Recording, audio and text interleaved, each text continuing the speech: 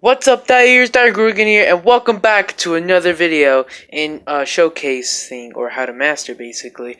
And in this video, we're going to be talking about the bloater, which I thought about, because, well, a lot of people don't really know how to play the bloater. But anyway, I'm going to be showing you some tips and how the bloater is right now. Now, I'm sorry I haven't uploaded in a while, only streams, but anyway, we're going to do it back. Anyway, let's do this.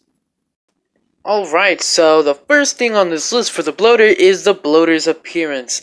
Now, of course, like all the other zombies, the bloater's appearance is basically the same of all the other zombies, where you basically have your character, but you more or less like wobble around, if that makes sense. Walk very slowly while your arms in first person are just right in front of your face on your right side and your left side of the screen. Now, the other thing that you'll notice about the bloater's appearance in third person is that you will actually have a very big stomach, and that's more or less, I guess, kind of a unique thing, because, I mean, like, the bloater and all, he vomits and all that stuff, but yeah, that's basically the bloater's appearance. So now that we talked about the bloater's appearance, let's talk about the bloater's abilities.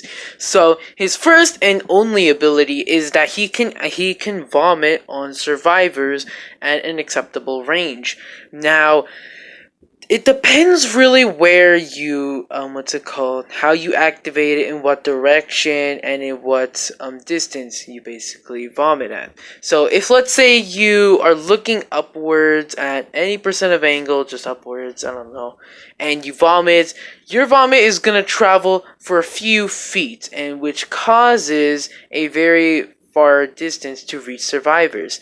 Now, one of the things that this ability does is that it, of course, blinds survivor with the vomit effect, which means they basically can't see anything for like a few, like 7 seconds or something like that, and more or less it's a decent, effect. But the other thing that I really like this ability about is the fact that if you vomit on a survivor, they will lose 20 HP. So, as much as this is not really good of an ability, it does quite a lot of damage. Even for people with Juggernaut armor, it's like, ooh, I just lost 20 HP there. That's not that good.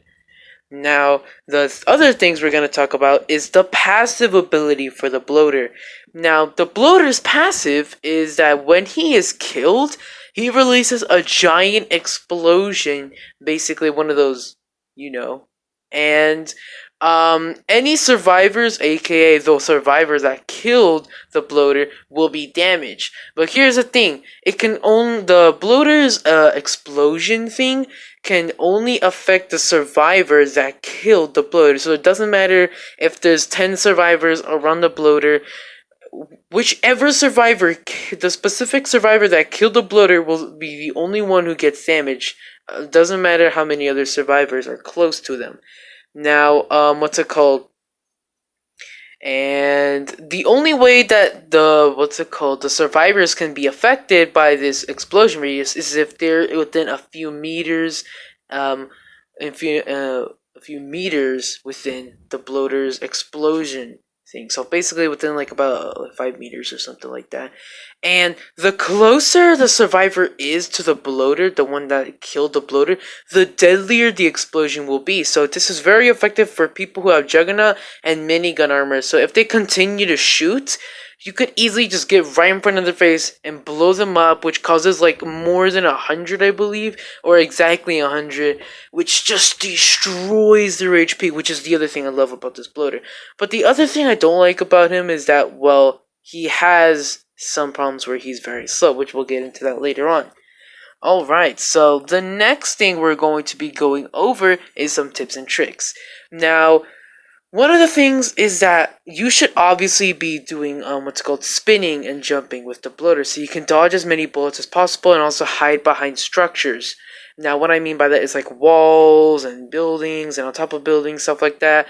And if a survivor's close by, you could either jump off the building or jump out of your hiding spot and just vomit them in the face. And if you're lucky enough, blow up right in front of their face if they killed you and deal a crap ton of damage.